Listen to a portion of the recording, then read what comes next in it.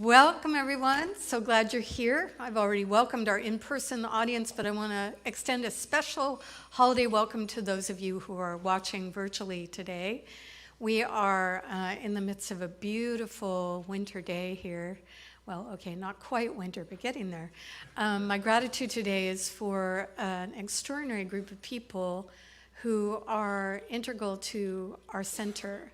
We call them the leadership team, and it's a compilation of all of our practitioners who are prayer partners for any of you who would like prayer, and prayer partners for me often, and our board of trustees. And these folks help make all the decisions, help guide the center in right ways of action, and are absolutely priceless to our community. So thank you. Any of you in the audience, anyone listening, if you're a leadership member, thank you for all you do.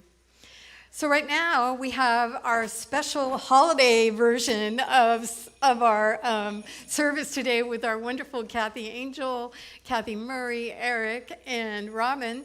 And if you have jingle bells in your hand, now would be the time. Would you like them to stand?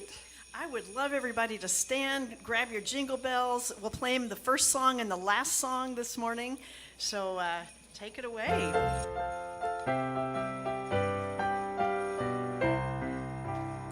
Dashing through the snow in a one-horse open sleigh, o'er the fields we go, laughing all the way. Bells on bobtails ring, making spirits bright. What fun it is to laugh and sing a sleighing song tonight. Oh, jingle bells, jingle all the way. Oh, what fun it is to ride in a one-horse open sleigh. Hey, jingle bells, jingle all the way. Oh, what fun it is to ride in a one-horse open sleigh. A day or two ago, I thought I'd take a ride, and soon Miss Fanny Bright was seated by my side. The horse was lean and lank, misfortune seemed his lot. We got into a drifted bank, and then we got upsot. Oh, jingle bells, jingle all the way. Oh, what fun it is to ride in a one-horse open sleigh. Hey, jingle bells, jingle all the way. Oh, what fun it is to ride in a one-horse open sleigh. One more time through, dashing through the snow in a one-horse open sleigh. O'er the fields we go, laughing all the way. Bells on bobtails ring, making spirits bright.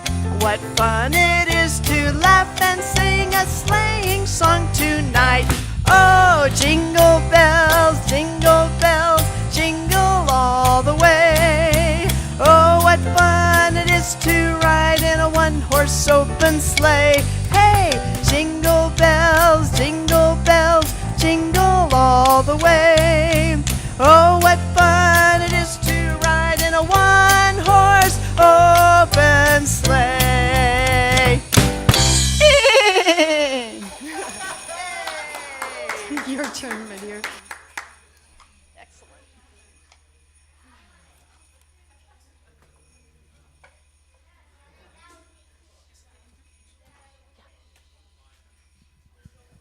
Good morning again.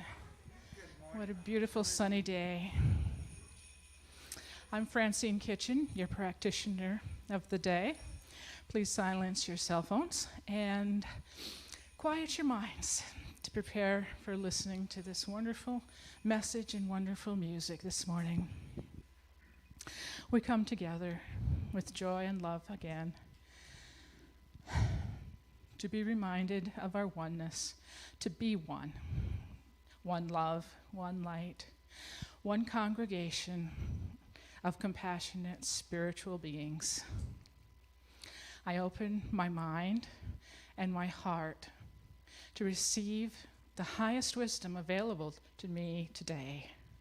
to light me on my path, to guide me on my way home to Spirit. I give thanks again and again for this day, for this place right here, right now. And so it is.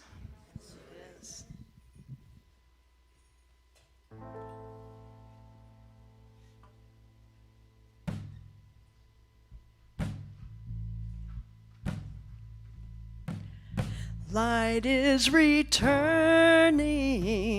even though this is the darkest hour. No one can hold back the dawn. Let's keep it burning. Can we keep the light of hope alive? Make safe the journey through the storm.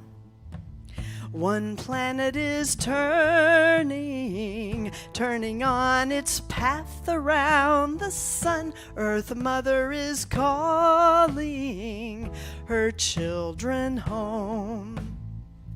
Light is returning, even though this is the darkest hour. No one can hold back the dawn.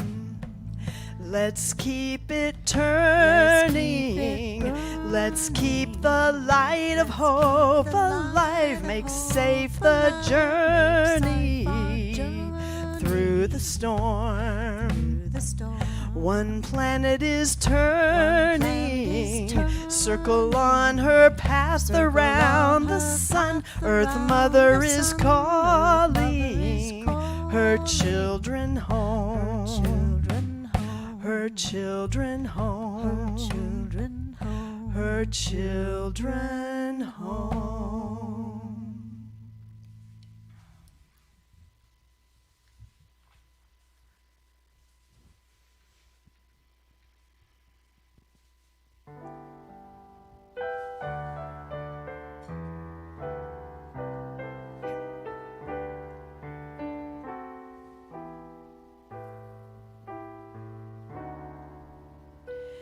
Chestnuts roasting on an open fire, Jack Frost nipping at your nose, Yuletide carols being sung by a choir, and folks dressed up like Eskimos. Everybody knows a turkey and some mistletoe makes to make the season bright. Tiny little tots with their eyes all aglow will find it hard to sleep tonight. They know that Santa's on his way. He's loaded lots of toys and goodies on his sleigh, and every mother's child is gonna spy to see if reindeer really know how to fly. And so I'm offering this simple phrase to kids from 1 to 92. Although it's been said many times, many ways, Merry Christmas to you. They know that Santa's on his way.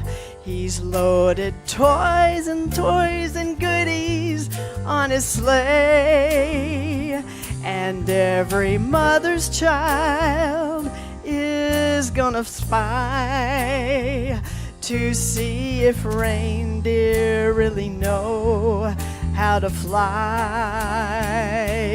And so I'm offering this simple phrase to kids from 1 to 92. Although it's been said many times, many ways.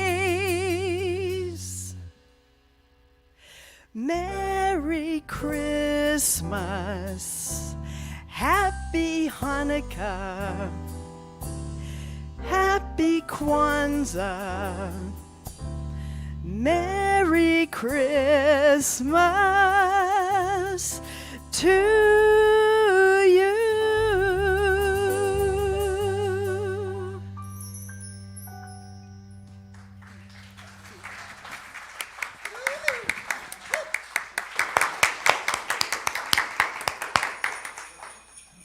I always like our holiday version.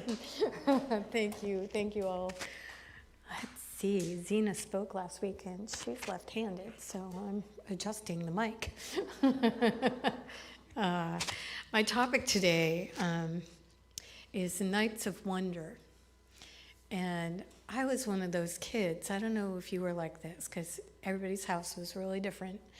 But I was fortunate enough to have a fairly safe environment most of the time. And so for me, Christmas Eve was just this magical, anticipatory time.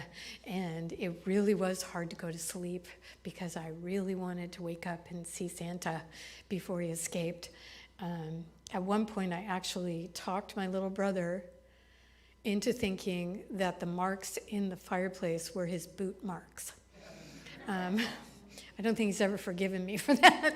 And so the reason I bring that up, and I don't know if you have a similar story like that around some holiday or some special gathering of your own, but you know, I can't help but notice, and I'm sure you have too, that we're living through a very difficult time. For many, many people, they have struggled and suffered, not just because of the pandemic, but because of the racial unrest and the social justice issues that we're trying to grapple with and bring new energy to. There's been divisiveness between friends and family members, very difficult. And then just for many people, this time of year, I don't know how many of you have this, but having it get dark at 4 o'clock is really kind of challenging. And then not light again until 8. It's dark. And so in these times of darkness, it's important to remember some spiritual truths about how to work with that, whether it's a personal difficulty or a societal difficulty. There's medicine. There's an antidote to the difficulties and the darkness that is fairly deep right now. And so the antidote is going to sound super cliche. And yet, from a spiritual perspective, it's absolutely like taking an antidote to poison. The antidote to this dark, deep, difficult time is wonder. Wonder. And unfortunately for all of us as sacred humans, wonder is endemic to our very being if we allow ourselves to experience it.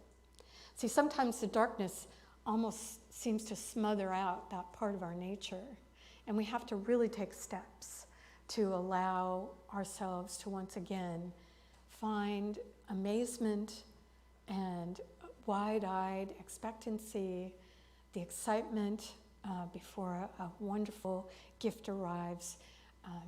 We have to really work sometimes to get that way, and that's what I wanted to talk to you about. And I started thinking about this. I was missing Wayne Dyer. Now you need to know, some of you do know this, that Wayne Dyer, when he was alive, irritated me no end. I don't know why. I'm sure there are people out there that I irritate. But, you know, he was all of his stuff was totally right on. It was just that his delivery somehow just hit me wrong. But now that he's gone, for me, a lot of his writings that I've kept have a new depth. And particularly as he aged and became ill, he was more and more and more mystic as he grew into his beingness. So this is what he has to say about wonder. To be more childlike, you don't have to give up being an adult. The fully integrated person is capable of being both an adult and a child simultaneously.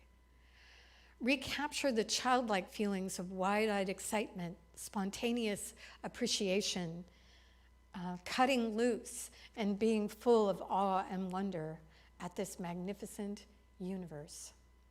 So, as he became aware that his death was imminent, this is how people encountered him. He was living he was allowing Ram Dass to live on his estate for a long time. And so he became more and more mystical and more filled with awe. And because of that, an incredible joy. And that's what I would want for you and for me, particularly in times when we're going through dark times in our life, difficult times in our life, confusing times in our life. This kind of awe and wonder is what we can lean on and allow the childlike part of our nature to shine out. So this is one of the books that the practitioner students are reading. It's called Living the Science of Mind. And I was thumbing through it, really not expecting anything to pop out. That was silly. And I read a part I've never read in this book. It's at the very end on page 432. And this is what Dr. Holmes, who was the founder of the Science of Mind philosophy, had to say. There is a little child inside each of us, a child just emerging from the unknown, meeting experiences, learning how to live. But too often, the spontaneous joy we have, just not getting this. The spontaneous joy we have is pressed back into the unconscious, where it still seeks self-expression, but is often denied. Why should we have to be so cold and indifferent as adults, harsh and critical, so troubled over living? It is because the child has been crucified on the cross of negative experience. And now, I invite you to retrace your steps, because the child in us will not be denied. The spontaneous joy of the child playing on the shore, the gladness of meeting the new day with the expectation of pleasure, and the quiet peace of rest at night, untroubled by inward conflicts. These are what we are all longing for. So there's clearly an awareness that there is an availability of childlike wonder that we have, that we carry inside us, but often it doesn't find expression. We're too busy with our busyness to allow it to be. And so I was telling my granddaughter, Nalina, who's here today. Hi, Nalina. Nalina is being raised in a Christian home, and so I wanted to bring some of those teachings here to match what I'm sharing. And so I was remembering this beautiful quote, and it comes in 3 of the 4 Gospels, Matthew, Mark, and Luke. And for those of you who are non-Christians, you'll like this anyway. Just go with me here. So Jesus had become known as a healer. And you may be familiar with some of the healings that he did, these miraculous things that were going on. And so, of course, everybody wanted to bring everybody to him to be healed. And all of the mothers and fathers, of course, wanted to bring their children so that they would be blessed and healed and never, ever have to suffer. I think that's probably every parent's heart, is how can I find a way to help my children? So the disciples, who were not necessarily the most illumined yet, were irritated by all the children, right? You've been there, haven't you? I love children, but there's definitely times when it's like, ooh, that child is in trouble.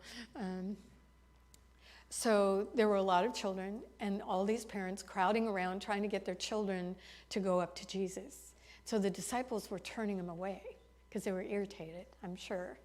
And Jesus went, hey, no, no, bring the children to me. And he had them come up. And he said, and he was looking out at everyone, but particularly I have a feeling he had a stink eye for his disciples. He said, unless you become like a little child, you will not enter the kingdom of the divine. And, for years I was like, okay, what did he mean exactly? And we'll never know, right? But what I think he means, at least at this stage in my development spiritually, is I think he means that there is a place that is available to the divine. He identified the kingdom of God, the kingdom of heaven within. The kingdom of heaven is within us. So I think what he was saying is, in order to access that place where the divine and the human meet and co-share reality, we have to drop the adult veneers of hurry and worry and doubt and fear and darkness and difficulties and encounter the world with the fresh perspective of a young child. And that would mean that we walk into our day awake to the amazing planet around us and nature and all of its glory. We encounter our beloved others that we can sometimes get a little bit too used to and begin to see them with eyes that are no longer new. To be a childlike person, we encounter our beloveds with new eyes, as if we didn't know them, and often find them to be much more than we had been thinking of lately. And right around this time of year, this is so helpful to remember if you're meeting with your family. Because family sometimes gets into these routines of how it used to be instead of how it is. So Jesus' teaching was very apropos. And for me, in order to achieve that state of childlike wonder, you don't just get it like that. You don't just jingle a jingle bell and all of a sudden it's there, usually.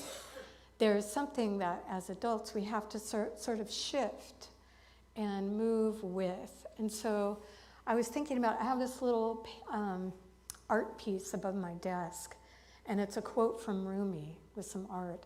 And the quote goes like this: keep knocking. Maybe you've heard this one. Keep knocking, and the joy inside will eventually open the window and look out to see who's there. And I have that above my desk to remind myself that in difficult conversations, in difficult situations, in times that are hard for me personally, joy hasn't gone anywhere. I have. And that there's a way back, but it requires me to practice. And so what are we practicing when we want to keep knocking? That's what Rumi was suggesting, is there's this, you have to keep at it, you have to keep going, you have to keep working it. So what are we working? And what we're working with is our own ability to be still enough and open enough to what's already here. See, that's the thing I think our culture sometimes has misplaced, is that joy hasn't gone anywhere. Love hasn't gone anywhere. The things that we're seeking, peace, happiness, satisfaction, they aren't out somewhere else. They're not outside of us, but actually resonant within. And it's almost like we keep chasing after something that will bring us that, when if we could find a way to sit and be with ourselves, and do practice that opens the door to this place inside of us. It's all waiting for us. It's all there. And I know you know this. I know that even though I might be saying this and you're going, well, I'm not feeling it right now, I want to remind you of the times that you've had experiences that were spontaneous and powerful moments where it just all of a sudden was there. And maybe it was the birth of a child. Maybe it was all of a sudden seeing someone that you haven't seen for years that you love dearly. That's happening a lot right now. Maybe it's an animal.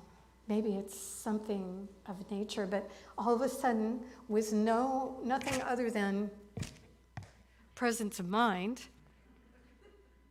you were able to tap into this joy, this power, this beingness. And one of my favorite people who did that on a regular basis was Mary Oliver. Before I tell you what she says, there's an old wisdom story that is an encouragement, I think, for all of us to seek to sit quietly in this season of great busyness. And it's a story that you find all over the world in different cultures, so you know it's like one of those. And it's super simple. So it goes like this. Imagine that you have a fistful of salt, and you put it into a cup of water. What would happen if you tried to drink that water? It would be bitter, right? Very, very salty, very bitter, very unpleasant. But what if you had the same fistful of salt and you dropped it into a river and then drew up water from the river to taste? Would it be bitter? No. Why? Because the cup is very limited and the river is vast.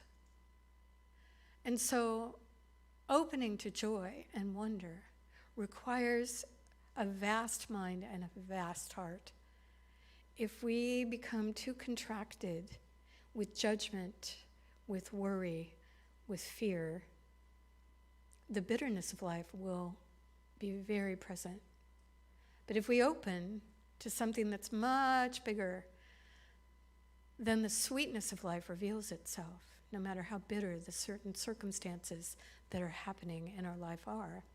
So Mary Oliver, I'll close with this instead of a prayer, has many, many poems about this, because as you know, she had a very difficult childhood and found the sweetness of life anyway. So this is one of her poems that I haven't ever read to you. Maybe you've heard it. It's called Don't Hesitate. And it's dedicated to all of us who may be encountering folks this week. If you suddenly and unexpectedly feel joy, don't hesitate. Give in to it. There are plenty of lives and whole towns destroyed or about to be. We are not wise and not very often kind, and much can never be redeemed. Still, life has some possibility left. Perhaps this is its way of fighting back, that sometimes something happens better than all the riches or all the power in the world. It could be anything, but very likely you notice it in the instant where love begins. Anyway, that's often the case. Anyway, whatever it is, don't be afraid of its plenty. Joy is not made to be a crumb. Mary Oliver, happy holidays if I don't see you.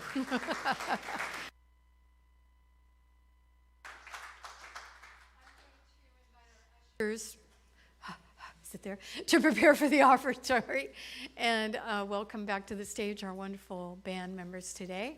What do you have for us today? It's a traditional one. We Three Kings, because it seemed to match your theme so well. There is a traditional verse in there, so just breathe through it.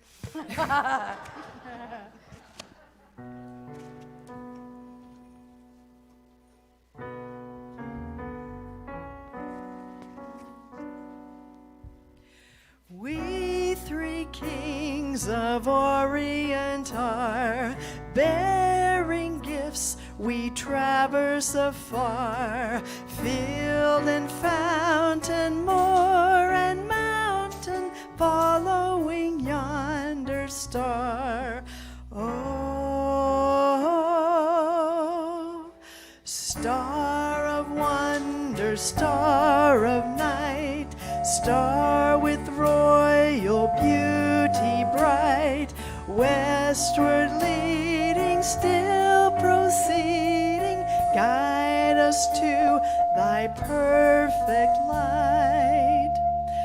Born a king on Bethlehem's plain, gold I bring to crown him again, King forever, ceasing never, over us all to reign. Oh, star of wonder, star of light, star with royal beauty bright, westward leading, still proceeding, guide us to thy perfect light.